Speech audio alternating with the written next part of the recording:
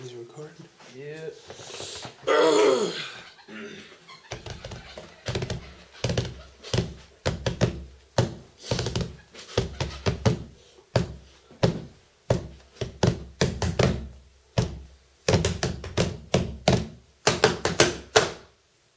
Hello, world. Alright, so today what we're going to be doing is just going over a bunch of the games we grew up with. We grabbed a few games to show you guys and review to see what we kind of grew up on, what we like to play, how we became what we are as gamers, and this is basically where we came from in gaming. So I'm going to start off. This game, Soul Calibur 2.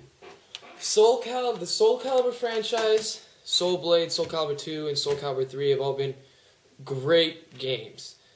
Soul Calibur 4 and the one for the Wii, the action-adventure game, don't play those, but this game was great, and depending on which platform you got it on, you actually had a choice of different, well, there are 3 different characters. For instance, the GameCube had Link, the PlayStation 2 had Heihachi, and Xbox had Spawn. Joe had Heihachi, I had Link, and I don't think I've ever known anyone who had Spawn. Period. And that doesn't mean that people don't have Xbox versions, but I don't know anyone with an Xbox version, to be honest. Okay, Beyond Good and Evil for the PlayStation 2. This was a really good game that no one really played. I picked it up a couple years ago after hearing a few good things about it online. It actually is a really good game, but it was passed by on all the games, because when you really think about it, the PlayStation 2 had thousands of games, most that no one ever played. And this was actually one of them that got passed by in all the jumble of great games that came out on the PS2. It's a very different type of game. Very different type of game. What I would compare it to is a Psychonauts on the PlayStation 2. Another game that no one really played, but it was a really good game, very different. But that's Beyond Good and Evil on the PlayStation 2. Pick it up if you haven't played it, and it's a good game. Alright, Devil May Cry, the first one. Great game.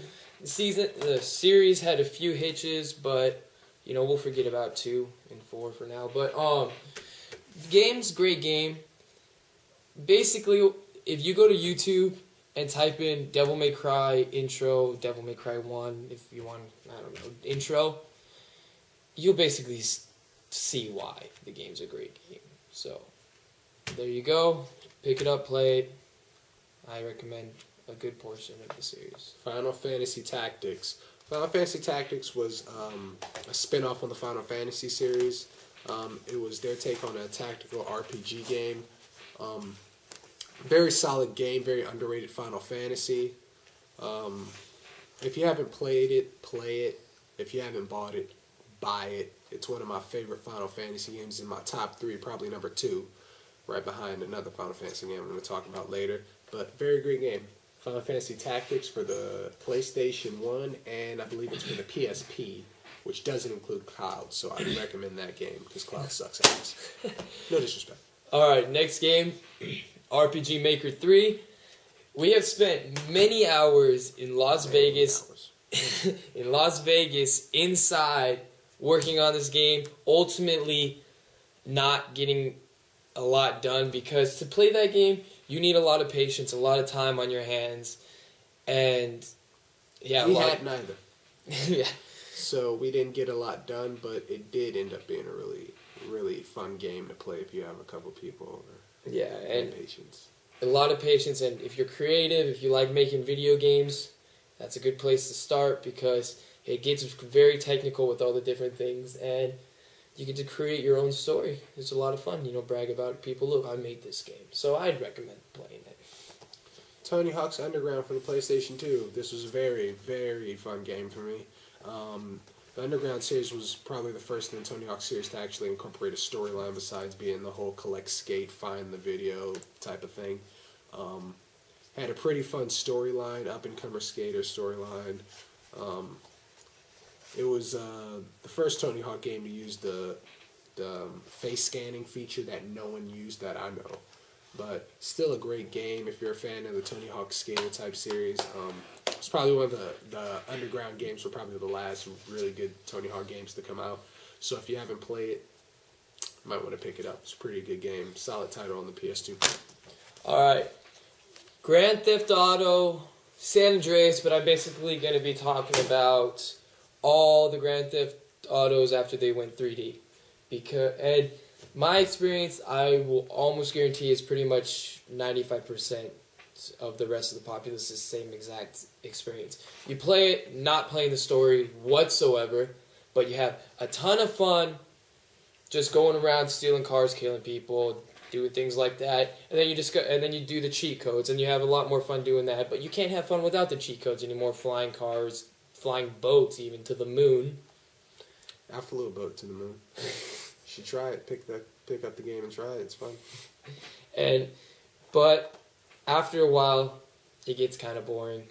He had infinite amount of hours of fun with that, but it gets boring after a while. But it's a fun game if you want to just kill a little bit of time, or you just love doing whatever you want, killing whoever you want. Okay. Kingdom Hearts for the PS2. This was a Squaresoft at the time.